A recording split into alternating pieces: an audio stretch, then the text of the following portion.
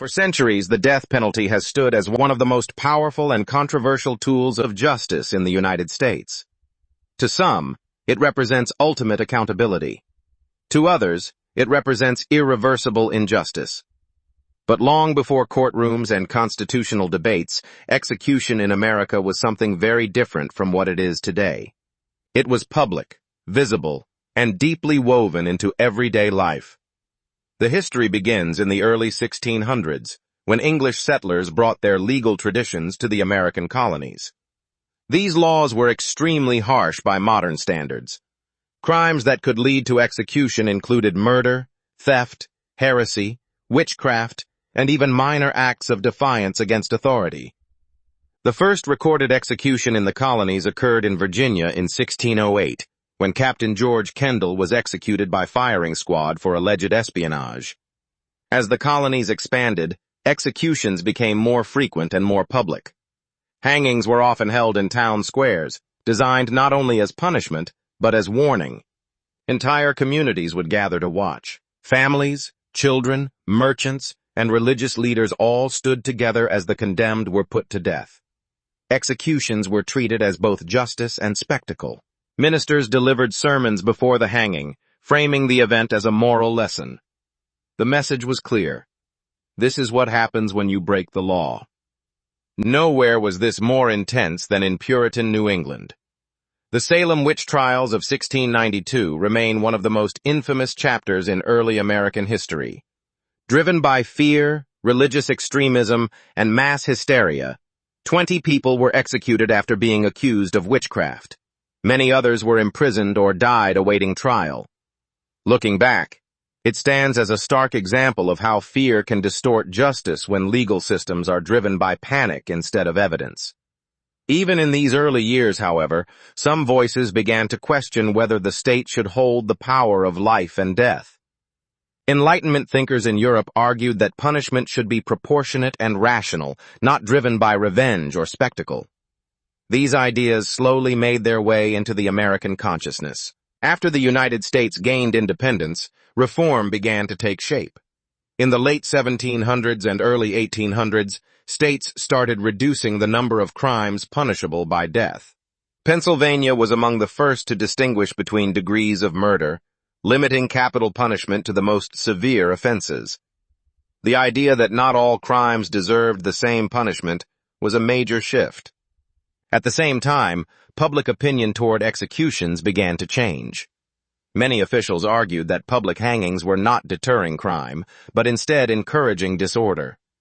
By the mid-1800s, executions began moving away from public squares and into prisons. Death was still the punishment, but it was no longer a public performance. Despite these reforms, capital punishment remained widespread throughout the 19th century. Hanging was the dominant method of execution, and legal systems were often deeply influenced by racial and social inequality. In the American South especially, Black Americans were disproportionately sentenced to death, often under biased legal systems with all-white juries and limited legal representation. In many cases, accused individuals faced trials with predetermined outcomes, and in others, mob violence replaced legal process entirely through lynchings, blurring the line between law and terror. By the late 1800s, a new idea emerged, that execution could be modernized through technology. Electricity, which was rapidly transforming American life, was introduced as a potential method of execution. Supporters claimed it would be quicker and more humane than hanging.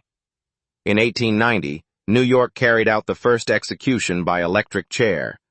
The condemned man was William Kemmler.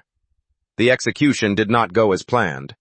The first electrical surge failed to kill him.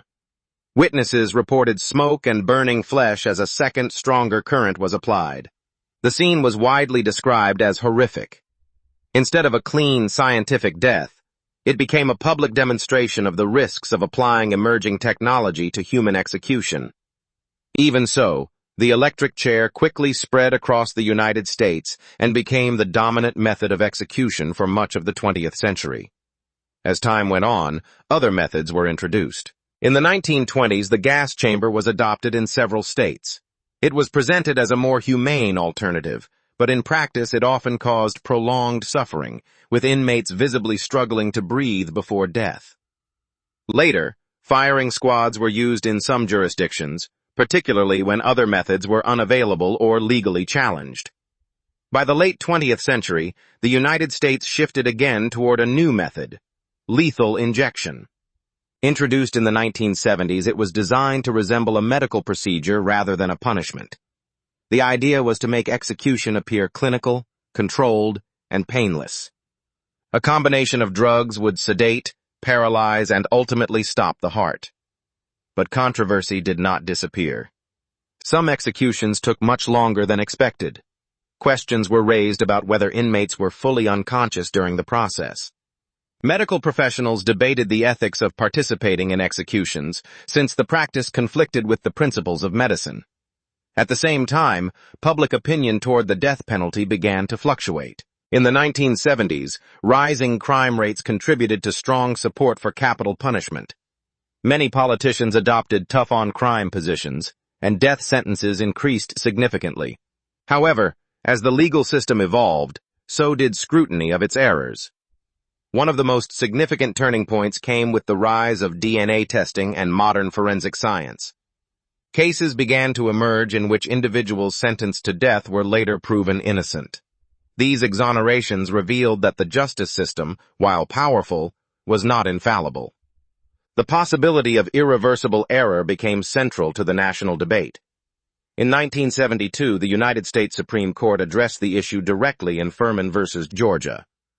The court ruled that existing death penalty practices were applied in an arbitrary and inconsistent manner, effectively halting executions across the country. For a brief period, it appeared that capital punishment might end entirely in the United States. However, in 1976, the court revisited the issue in Gregg v. Georgia. It upheld new death penalty statutes designed to provide clearer guidelines and reduce arbitrary sentencing. With that decision, executions resumed, and the modern era of capital punishment began. Since then, the Supreme Court has continued to place limits on how and when the death penalty can be applied. It has ruled that individuals with intellectual disabilities cannot be executed, nor can those who were under 18 at the time of their crimes. The court has also reviewed execution methods under the Eighth Amendment, which prohibits cruel and unusual punishment. Despite these restrictions, the death penalty remains legal in parts of the United States today. However, its use has declined significantly.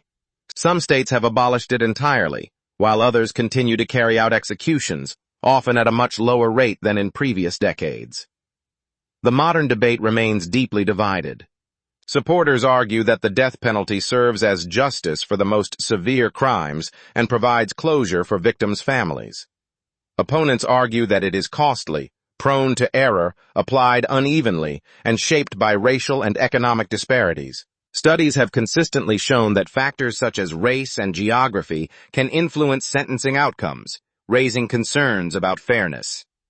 Today, executions no longer take place in public squares.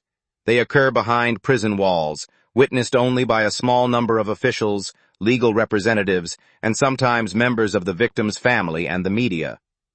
What was once a public spectacle has become a private, highly controlled procedure. And yet, despite centuries of change, the core questions remain unresolved.